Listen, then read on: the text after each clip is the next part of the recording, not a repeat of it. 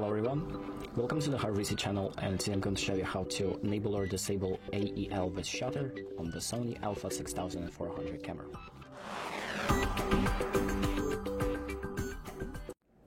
So the first thing that we're going to do is open up the settings by pressing the menu button, and we're going to go to camera section number 1, so this red camera section, and then we're going to go to page number 9 and find AEL with shutter.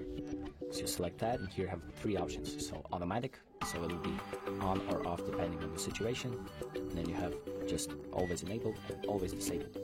So once you've selected the option that you want, you just exit out the menu and your options will be saved. So that's about it. Thank you for watching. I hope this video helps, and make sure to like and subscribe.